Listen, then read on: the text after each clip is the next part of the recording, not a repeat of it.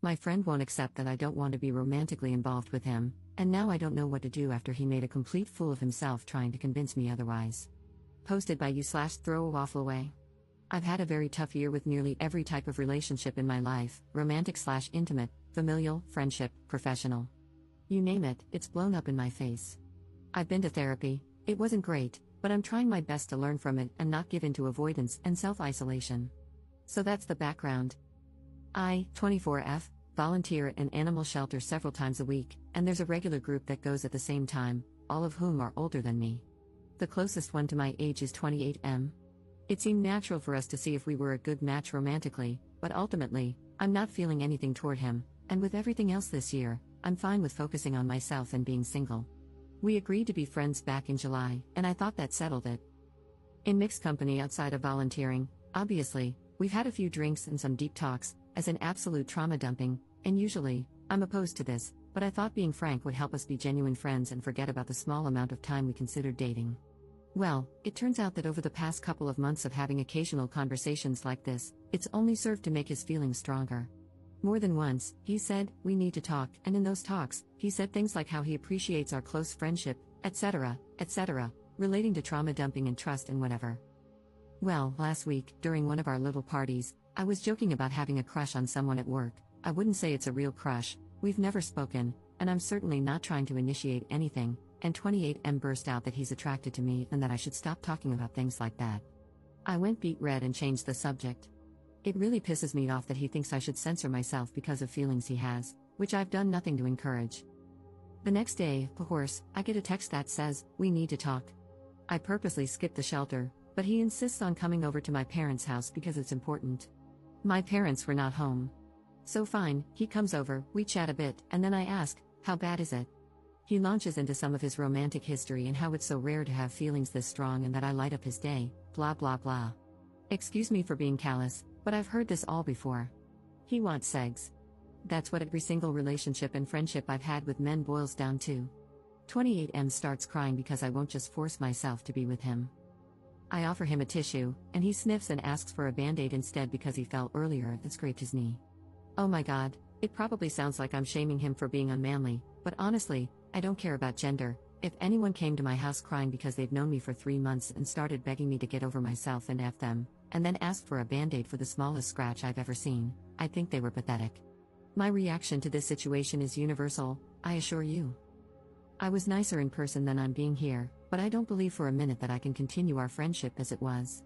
Knowing he's this desperate to get me in bed and literally willing to grovel for it, I can't find an ounce of respect for him anymore, and having been around desperate men before, I don't trust him or feel safe. He's latched onto one of my favorite hobbies, crochet, weird, right, and is trying to make plans incorporating that, but crochet is my favorite way to clear my mind alone. It's pretty obvious that despite everything I've said to him, he's betting on patience and ingratiating himself to me by asking me to teach him and make things together. He's playing the long game to get his willy wet. I don't want to have to stop volunteering here to get away from him, and what I learned in therapy encourages me to get past this to maintain the friendship. Am I insane for being this skeptical of his true intentions? Is there anything else I can do to reduce his attraction, or is my pre-therapy instinct right to GTFO ASAP? Relevant comments. Commenter. This guy isn't your friend. He would have put these feelings in check immediately if he were truly your friend. He would have asked for distance while his feelings cooled down, anything but coming to you, begging for a relationship. He's a 28-year-old man, not some hormone-driven teen. He heard you when you said that you just want to be friends, and he's decided that's not good enough for him. Ops response. That's the issue I have with the crying here.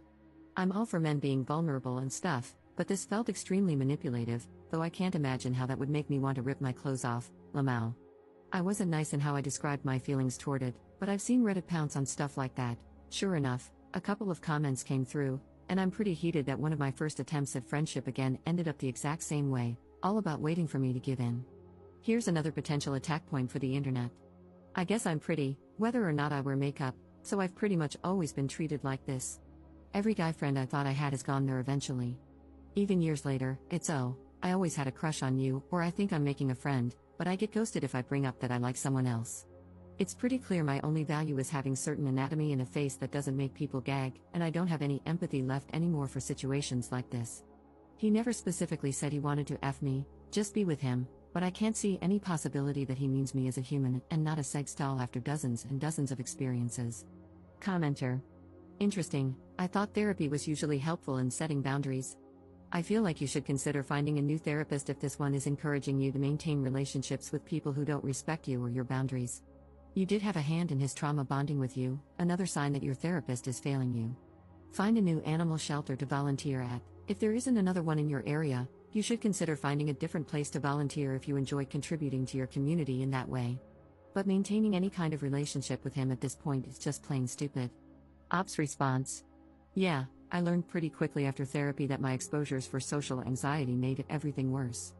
I'm avoidant as hell and have literally run away from situations I dislike, and this really expensive, famous program, I'm not kidding, people come from around the world, encouraged me to say yes to everything, and it made my mental health a lot worse.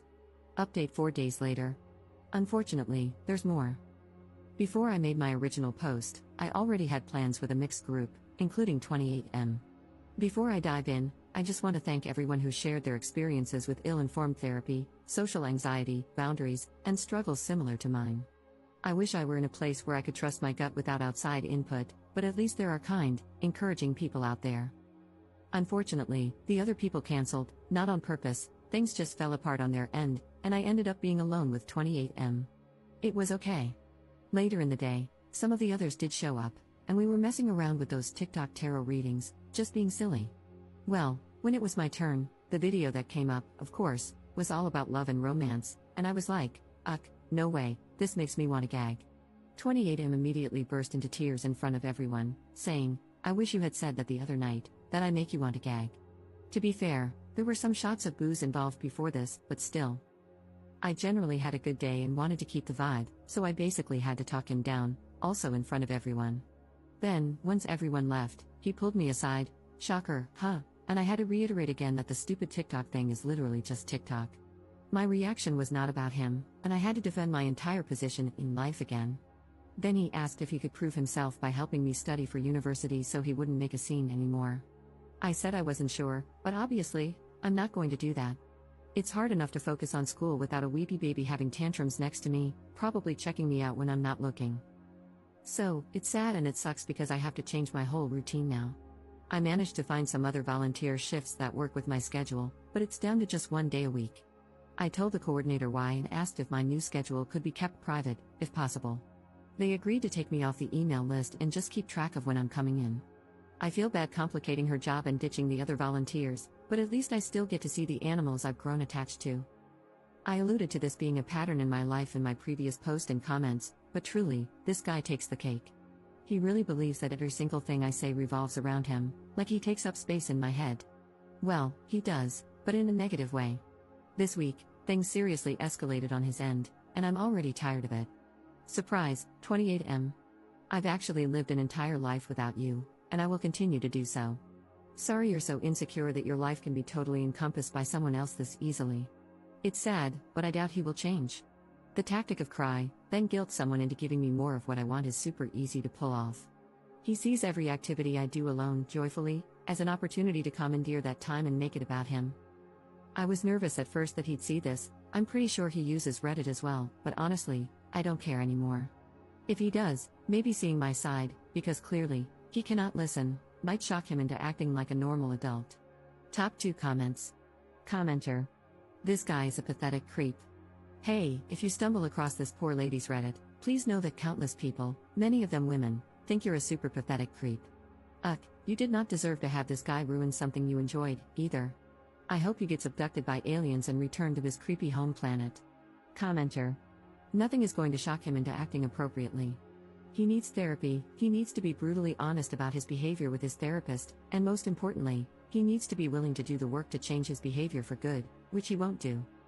All you can do is change your behavior to keep yourself away from creepy, manipulative dudes. Crying like that is manipulative, whether he means it to be or not. Stop hanging out with him one-on-one, and I would stop hanging out with the group if he's there. Can't you hang out with the other friends without him?